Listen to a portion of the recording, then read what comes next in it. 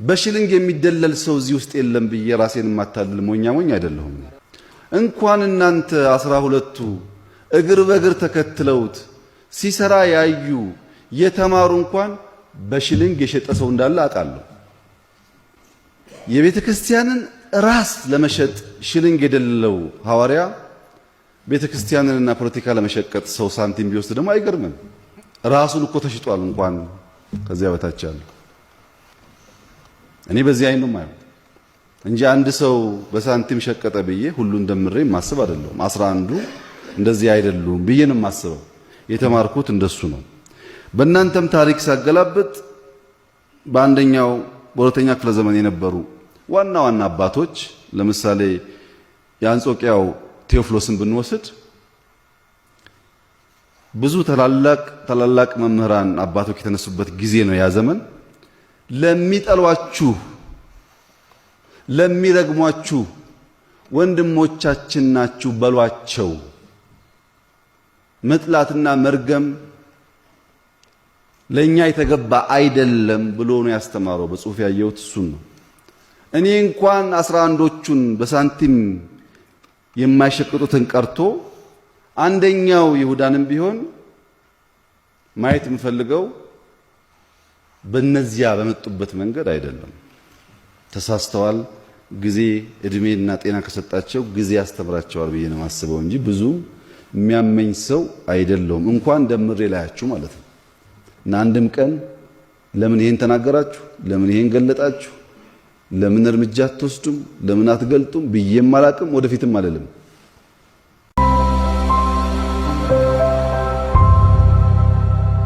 ነፃነትን አስተዳድሮ መኖር ይቸገራል። የሰው ባህሪ ነው። ህጋዊ እውቅና እንዲያገኝ ገለልተኛ እንዲሆን ችግሮች ሲያጋጥሙ ደግሞ በውይይት እንዲፈታ።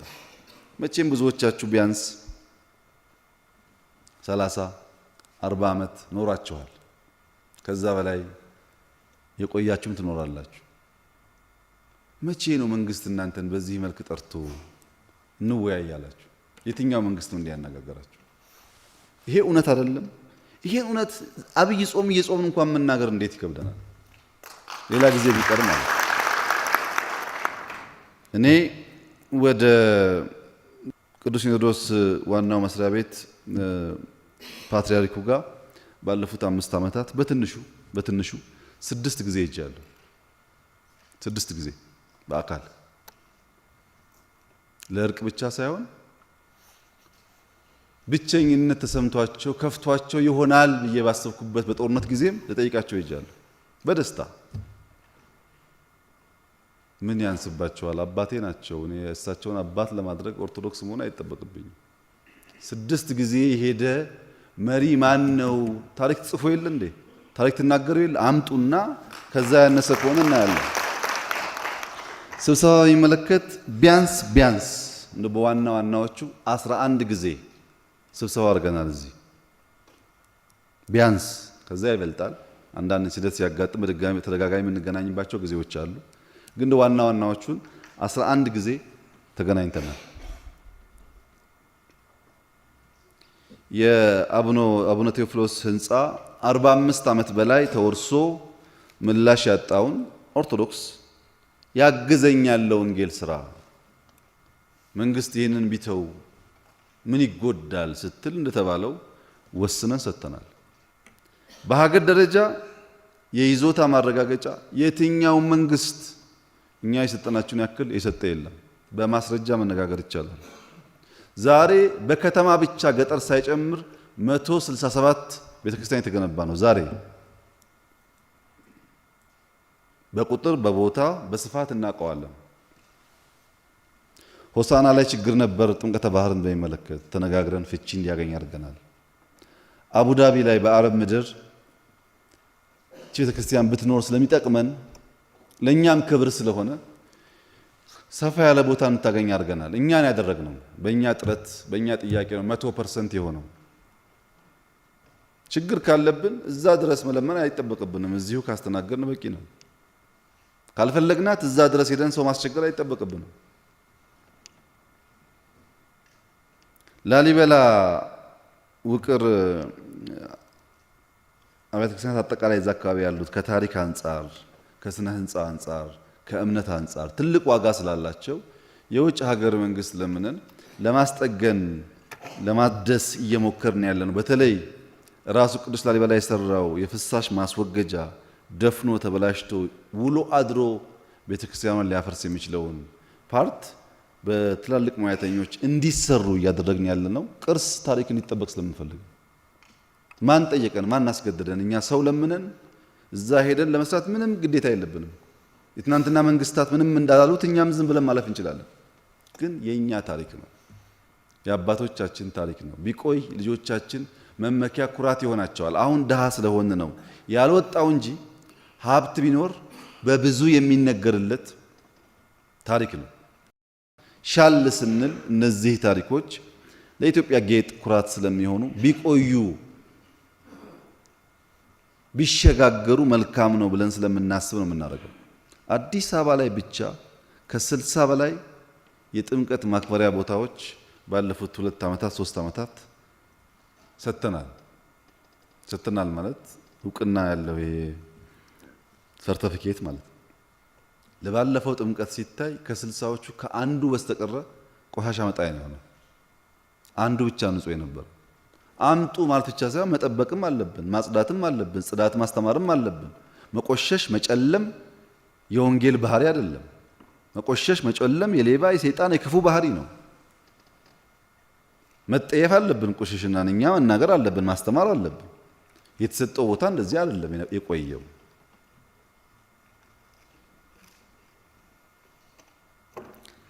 አዲስ አበባ ብቻ ሌላውን ሳልጨምር የአምልኮ ቦታ 68፣ ለታቦት ማደሪያ 40፣ ለመንበረ ጵጵስና ሄድኳርተር መገንቢያ 1፣ ለማዕከል 2፣ በጥቅሉ 111 ቦታዎች ከ1.1 ሚሊዮን ካሬ በላይ ተሰጥቷል። ቤት በኩል ነው እኛ አድሏዊ ልንባል የምንችለው? ፋክት እኮ ነው፣ መረጃ ነው። የትኛው መንግስት ነው የሰጠው በዚህ ደረጃ እውቅና? ይሄንን ፋክት ዲናይ አድርገን ይሄንን ፋክት ዘንግተን ትናንሹን ነገር ለማየት ከሞከርን ከመቀራረብ ይልቅ ይበልጥ መጠራጠርን እናስፋፋለን። በእርግጥ ቃሉ ሁሉንም መርምሩ እንደሚለው ንግግርን ሁሉ እንዳላናየው እንመረምረዋለን። በእውነት በፋክት እንመረምራለን። አንድ አባት የውጭ ዜግነት ካላቸው ጋር ተያይዞ ተነሳው። እሱ የመንግስት ስራ ነው። የመንግስት መስሪያ ቤት በራሱ አሰራር ይሰራዋል። ብዙ የምነጋገርበት ጉዳይ አይደለም። አሰራር አለን እኛ፣ በስራችን የሚታይ ይሆናል። ቤተክርስቲያን እንዳትከፋፈል መንግስት ሚናውን ቢወጣ ለተባለው በተደጋጋሚ በተግባር ያሳየነው ጉዳይ ስለሆነ አሁንም እኛ መምከር ነው የምንችለው። ቤተክርስቲያን አንድ ብትሆን መጀመሪያ ራሷ ቤተክርስቲያን፣ ሁለተኛ እሷን አምነው ተቀብለው የሚመሩ መሪዎቿ፣ ሶስተኛ የኛ እናት ለሚከተሏት ምእመናን፣ አራተኛ ኢትዮጵያ፣ አምስተኛ ደግሞ ዋይዝ ለሆኑ ሰዎች ለአፍሪካም ቢሆን ጠቃሚ ነው። በአፍሪካ ደረጃ እኮ የዚችም ቤተክርስቲያን ያክል ለሺህ ዘመናት የቆየ ቋሚ ተቋም ማግኘት ከባድ ነው። በአየር መንገድ እንኮራ የለ እንዴ? በቴሌኮሙኒኬሽን እንኮራ የለ እንዴ? 100 ምናምን ዓመት ብለን 1000 ዓመት መቆየት እንደሚቻል አባቶች ቴክኖሎጂ በሌለበት እየተወራረሱ እምነትን፣ አሰራርን፣ ስርዓትን ማስተዳደር እንደሚችሉ ትምህርት ቢቀሰምባት ብዙዎች ያተርፉ እንደሆነ እንጂ ጉዳት የለውም። ለመከፋፈል የምንቸኩል ሰዎች በሰከነ መንገድ ብናይ ጥሩ ነው። የኦሮሚያም ይሁን የትግራይም ይሁን የሌላም አካባቢ ይሁን አይፈይድም። ችግር ካለ ተመካክሮ ተነጋግሮ በውስጥ ማስተካከል። አንድ ብትሆኑ፣ ጠንካራ ብትሆኑ ለኢትዮጵያም ኩራት፣ ለኢትዮጵያ ብቻ አይደለም። ጠንካራ ኦርቶዶክስ ካለ፣ ሙስሊም ውስጥ ችግር ካለ ሄዶ ይፈታል። ፕሮቴስታንት ችግር ካለ ሄዶ ይፈታል። ተቋም ነዋ። የተዳከመ የተለያየ ከሆነ ግን እንኳን ሌላውን ሊያግዝ የራሱን ለመፍታት ይቸገራል። እኛ የምንፈልገው አንድ ጠንካራ ተቋም እንድትሆን ነው። የሚበጀው ብለን የምናስበውም ይሄን ነው። አንድ እንድትሆን እንድጠነክር በእኛ በኩል ማድረግ የሚገባን ማንኛውም ነገር ካለ እንደ ወትሮ ሁሉ ዝግጁ ነን። እኛ ከማገዝ አንቆጠብም። የእናንተ አንድነት ይፈይዳል ብለን ስለምናስብ ጎጃም አካባቢ ገዳማት ችግር ገጥሟቸዋል ለተባለው ለጎጃም ከርሶ ማን ይቀርባል? እንግዲህ አባቴ ለጎጃም ከርሶ የሚቀርብ አባቴ የለም። አጥፊውም ጠፊውም አቃጣዩም ገዳዩም ልጆቹ ናቸው ከየትም ቢመጡ እና ለእርሶ ልስጥ ኃላፊነቱ። እርሶ የሚፈልጉትን ድጋፍ የክልሉ መንግስት እንዲያግዙት አቅጣጫ ይሰጣል። ከርሶ በላይ ግን ቅርብ፣ ከርሶ በላይ አባት፣ ሀገሩን የሚያቅ ሰውን የሚያቅ የጠፋውን በዓይኑ አይቶ ለማስተካከል እድል ያለው ሰው የለም እውነት ለመናገር እና በአባትነቱ እርሶ የሚና ቢጫወቱ ይበልጥ የተሻለ ይሆናል ብዬ ተስፋ አደርጋለሁ። ገዳማት ምሽግ እንዲሆኑ የኔ ፍላጎት አይደለም። እዚህ አዲስ አበባ ዙሪያ አይደለም እንደ ገዳማት ወታደር ሲያሰለጥኑ ያገኘናቸው እዚህ ጎጃም እኮ አይደለም፣ እዚህ አዲስ አበባ ምን ያደርጋል? በገዳም በቤተ ክርስቲያን ወታደር ማሰልጠን ግድያን ገዳይን ማዘጋጀት ምን ያደርጋል? ጥቅም የለውም። ሁሉም የእርሱ ልጆች ስለሆኑ ሄደው ገስጸው ተቆጥተው ነገር ወዳለበት እንዲመለስ እና በይቅርታ እንዲፈታ ሚናውን ቢጫወቱ ጥሩ ይሆናል ብዬ አስባለሁ። የአንዳንድ አባቶች ንግግር ለምን እንደ ቤተ ክርስቲያን ይወሰዳል? የሁላችን አቋም ተደርጎ ለምን ይወሰዳል ላሉት እኔ ማን እንደወሰደ አላውቅም። እኔ በበኩሌ እንኳን የእናንተ የጋራ አቋም አድርጌ ላስብ ቀርቶ አንድም ቀን ለምን ብዬ ጥያቄ አቅርቤ አላውቅም። አንድም ቀን። ምክንያቱም እኔ ማምነው ሰዎች እንደሚያስቡት አይደለም። ሁለት ነገር ላንሳ። እንኳን እናንተ 12ቱ እግር በእግር ተከትለውት ሲሰራ ያዩ የተማሩ እንኳን በሽልንግ የሸጠ ሰው እንዳለ አውቃለሁ። በሽልንግ የሚደለል ሰው እዚህ ውስጥ የለም ብዬ ራሴን የማታልል ሞኛ ሞኝ አይደለሁም።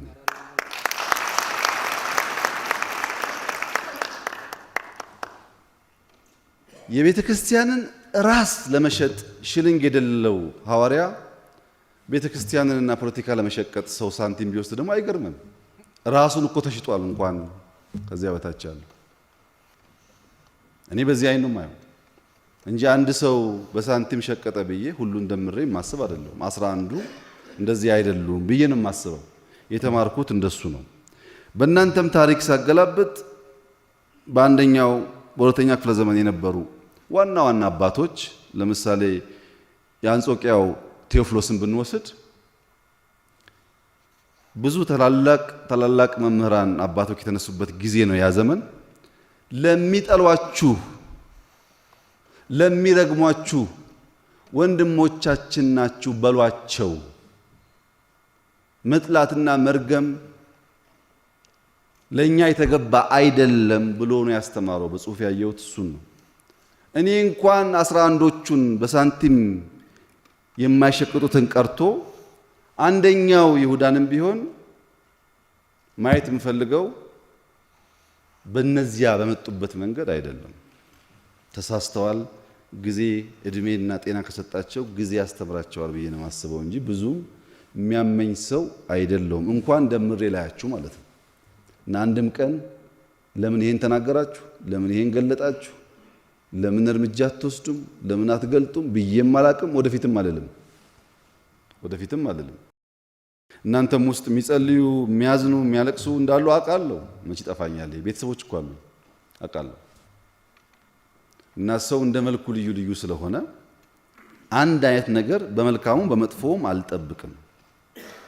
ሰላምን በሚመለከት ግን ችግር አለ ኢትዮጵያ ውስጥ። ነገር ግን ኦርቶዶክስ ናት ዋናው የዚህ ነገር ማሳያ መሆን ያለባት።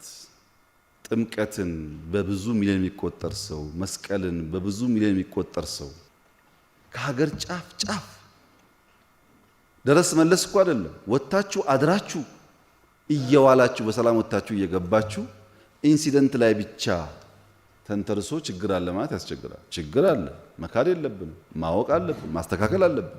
ግን ደግሞ የሰላም ማሳያውም እኮ እናንተ ናችሁ።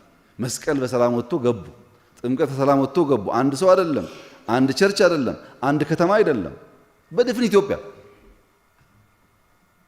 እነዛን ሰላሞች አጣተን ሁሉ ችግር ነው እንዳንል በሚዛን ማየት ብንችል ጥሩ የሚሆን ይመስለኛል። አልፎ አልፎ የሚያጋጥሙትን ችግሮች ደግሞ ቅድም አንዳንዶቻችሁ እንዳነሳችሁት እኛም እያየን አቅም በፈቀደ መጠን እናንተም ጋር የተጋገዝን ልንፈታቸው ይገባል። ማንም ሰው ማንም ዜጋ ሰላም እንዲሰማው እኩልነት እንዲሰማው ማድረግ የሁላችን የጋራ ጥረት መሆን አለበት። መግለጫን በሚመለከት እንደው ለዳታ እንዲሆናችሁ ከ2015 መስከረም እስከ 2016 ጥር እስከ በቀደም ድረስ ለአንድ ዓመት ከመንፈቅ ያክል በኦርቶዶክስ እምነት ተቋም አካባቢ 326 መግለጫዎች ወጥተዋል። 326 መግለጫዎች 24ቱ በጳጳሳቱ በአንድ ዓመት ተኩል ውስጥ ጳጳሳቱ 24 መግለጫ አውጥተዋል። 52ቱ በሀገረ ስብከት ደረጃ መግለጫ ወጥተዋል። 67ቱ በስራ ኃላፊዎች ደረጃ ግለሰብ የሚባሉ ግን የሃይማኖት አባት የሆኑ ሰዎች ማለት ነው። 82ቱ በማህበራት ደረጃ ወደ 101 የሚጠጉት ደግሞ በውጭ ሀገር ያሉ ቤተክርስቲያን የሃይማኖት አባቶች፣ ግለሰቦች በድምሩ 326 መግለጫዎች ወጥተዋል። በወር 19 መግለጫ ማለት ነው። ቢያንስ አንድ ቀን ታልፈው አንድ ቀን መግለጫ አለ ወይ ከዚህ ወይ ከዚያ ወይ ከዚያ። መግለጫዎቹ የሚያጠነጥኑት የአንድ ወገን መረጃ የያዙ ምሳሌ ተበደልኩ ያለ ሰው ካለ የሱን በደል ብቻ ያዩ፣ የመንግስትን እሳቤ ያላደመጡ ያልጠየቁ፣ በጅምላ የሚያወግዙ፣ በጅምላ የሚኮንኑ፣ ለግድያ የሚቀሰቅሱ፣ ላልተፈቀደ ሰልፍ የሚጋብዙ፣ ብጥብጥን፣ መለያየትን፣ አንድ አለመሆንን፣ በዘር መከፋፈልን በተለያየ መንገድ የሚያስፋፉ ናቸው። እነዚህ መግለጫዎች አንድ መለስ ብላችሁ ምን ነበር የወጡት?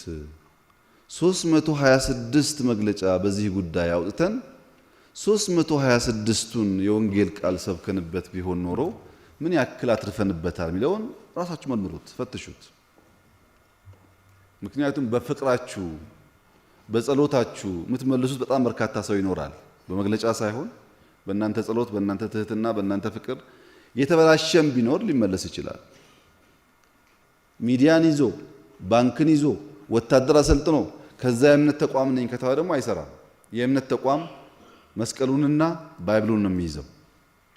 እኩል መሆን አባት መሆን የእናንተ ሚና ነው። እናንተ አባት ስትሆኑ ብትፈልጉም ባትፈልጉም እኛ ልጆች እንሆናለን።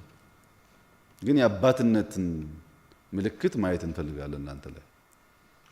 የእምነት ሰዎች ስለ ጦርነት መርህ አላቸው፣ ስለ ግጭት መርህ አላቸው።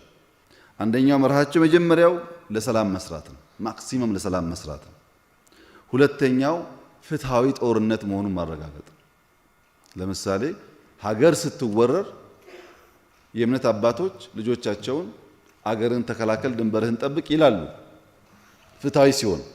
ነገር ግን አዋጅ አያወጡም። እነዚህ አይነት አባቶች ህጋዊ አዋጅ የሚወጣው ከህጋዊ አካል እንደሆነ ያውቃሉ። አዋጁ ሲወጣ ግን ሊያስተምሩ ሊደግፉ ይችላሉ። አቡነ ጴጥሮስ መታሰቢያ ያላቸውና የምናከብራቸው አዋጅ ስላወጁ አይደለም። መንግስት አዋጅ ሲያውጅ ከመንግስታቸው ጎን ሆነው ለወራሪ ለገዢ አንገዛም የሚለውን ስላስተማሩ ስለተጋደሉም ጭምር። እነዚህ መርሆች መጠበቅ ያስፈልጋል።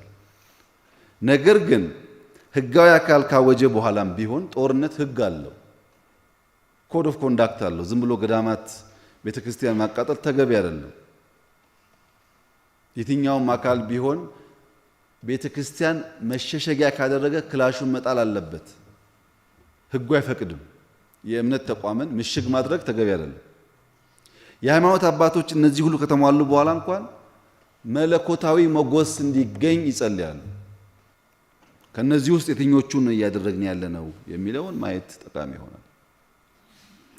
አንድ አባት ሲያስተምሩ ትዕግስትና ቻይነት መንፈሳዊ እድገት ነው አሉ። ትዕግስትም ቻይነትም የመንፈሳዊ እድገት መለኪያ ነው። ነገር ግን ትዕግስት የኃጢአት መነሻ ሊሆን ይችላል አሉ። መጀመሪያ ትዕግስትም ቻይነትም መንፈሳዊ እድገት መሆኑን ገልጠው ትዕግስት ግን የኃጢአት መነሾ ሊሆን ይችላል። ለምሳሌ አንድ ሰው አላግባብ ሲሰድበን በልባችን ይቅር ይበለው ብለን ዝም ብንል ምንም ባንመልስ ላልመለሰው ሰው መንፈሳዊ እድገት ነው። ነገር ግን ተሳዳቢው ተናቁ መልስ አልተሰጠኝም ብሎ ቢደባደብ ቢጋደል ለበለጠ ደግሞ ኃጢአት ቢነሳሳ ያቺ ትዕግስት ለኃጢአት መነሻ ትሆናለች። እና ትዕግስትም ልክ አለው። በደል ሲመጣ አግባብነት ባለውና ፍቅር በተሞላበት መንገድ መጠየቅ ተገቢ ነው ብለው ሲያስተምሩ ሰምቻለሁ። ስለ ትሪኒቲ ስለ ሥላሴ ለመጀመሪያ ጊዜ የተናገረው የመጀመሪያውን ወርድ ያወጣው ተናኒዮስ የሚባለው ሰው የሰላም መልእክተኞች ነን፣ እኛ መስዋዕት እንጂ መግደል አያምርብንም። በብዙ በሚያስደንቅ ቋንቋ ጌታ ጴጥሮስን ትጥቅ በማስፈታቱ በዚያ ውስጥ እኛንም አስፈቶናልና ብሎ የእናንተ አባቶች የሚያስተምሩት ይሄን ነው የምንፈልገው ከእናንተ ትጥቃችን ሰይፍ አይደለም መግደል አይደለም በሚል መግለጽ ነው።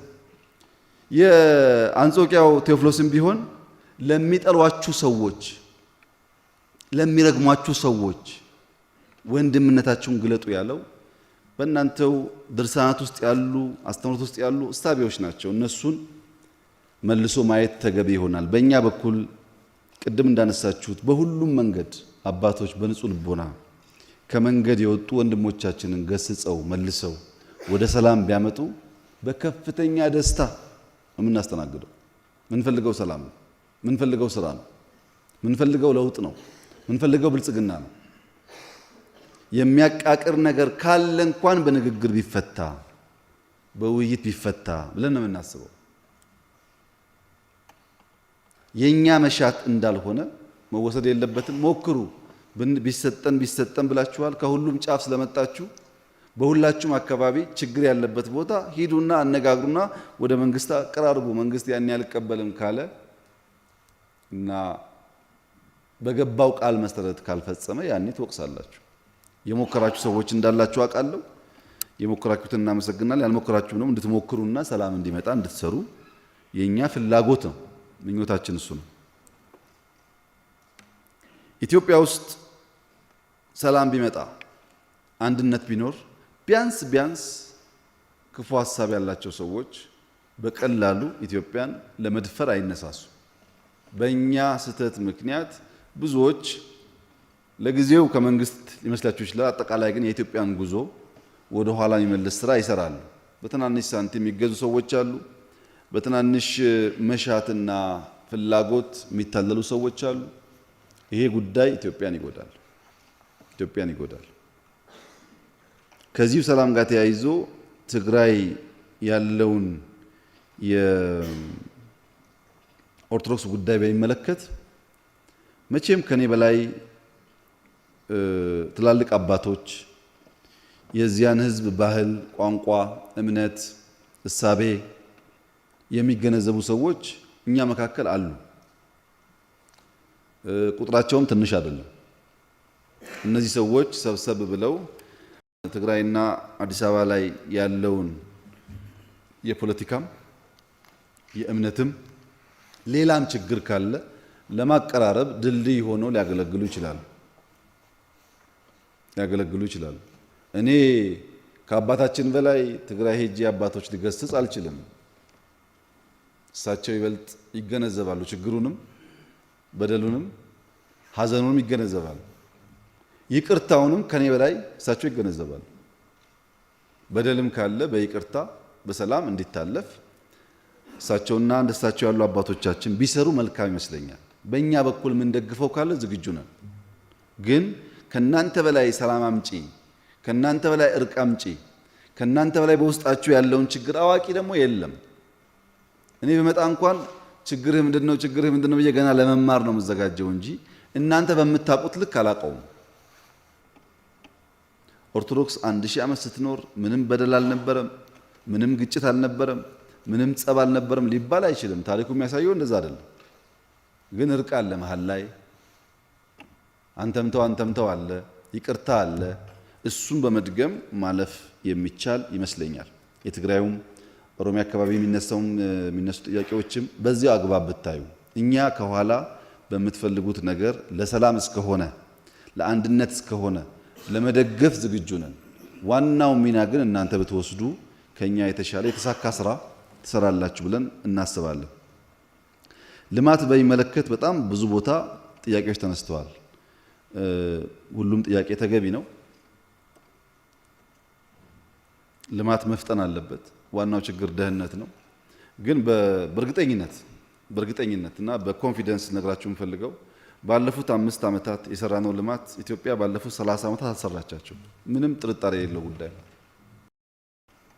ጥያቄ የለውም። ልማት የምናመጣ ለልማት የምንተጋ በተግባር ያሳየን ሰዎች ነን። ሺህ ሊቆጠር ይችላል። ግብርና ብዬ ስንዴ ላነሳ ይችላል። ኢነርጂ ብዬ ህዳሴ ልል ይችላል። መንገድ ዛሬ ቢያንስ 24000 ኪሎ ሜትር ኮንክሪት አስፋልት ነው በኢትዮጵያ ደረጃ የምንሰራው። የዘገየ አለ፣ ያለቀ አለ፣ በሂደት ያለ አለ። እውነት ነው። ግን ምን ማለት ነው? 24000 ኪሎ ሜትር ማለት 1 ትሪሊየን ብር ማለት ነው። እና ልማት ዓለም የመሰከረው የዓለም ገለልተኛ ዳታ ሰጪዎች ያረጋገጡት እኛም በደንብ የምናውቀው ስለሆነ ልማትን በሚመለከት አቋማችን የጸና ነው። ነገር ግን የኢትዮጵያ ድህነት በጣም የጠለቀ ስለሆነ 25000 ብንሰራ አስፋልት ሌላ 100000 200,000 ያስፈልጋል። ወንጪ ጎርጎራ ብንሰራ ሌላ 10 20 30 ያስፈልጋል። አድዋ ቢሰራ በሌላ ስም ብዙ ነገር ያስፈልጋል። ገና ነው፣ ጅማሮ ስለሆነ ጥረቶቹን አጠናክሮ ተባብሮ መሄድ ከተቻለ በየቦታው የሚነሱ ጥያቄዎች ምላሽ እያገኙ ይሄዳሉ ብዬ ተስፋ አደርጋለሁ። በእኛ በኩል ሰሞኑን በነበረው የህዝብ ውይይትም አብዛኛው ሰው መሰል ጥያቄ ያነሳል። እዚህ ጋር መንገድ ቀረ፣ እዚህ ጋር ኤርፖርት ዘገየ፣ እዚህ ጋር ትምህርት ቤት፣ እዚህ ጋር ጤና የሚል ተወያይተናል። በግብረ መልስም ምን ማድረግ እንደምንችል እየመከር እንገኛለን። አቅም በፈቀደ መጠን ከእናንተ ድጋፍ ጋር አብዛኛው ጥያቄ ምላሽ እያገኘ እንደሚሄድ ተስፋ አደርጋለሁ። የኛ ፍላጎት እና የኛ መሻት እናንተን የሚያሳዝኑ እናንተን የሚያስከፉ የዘር አይደለም፣ የፖለቲካ አይደለም፣ የሌላ ፍላጎት አይደለም። ኦርቶዶክሳውያን ዘር አልባዋን ቋንቋ አልባዋን ሰማያዊ መንግስት የምትመኘዋን ኦርቶዶክስ የሚያስከፋ ነገር ሲፈጠር አቅም በፈቀደ መጠን ለማድመጥ ለመፍታት ዝግጆች ነው።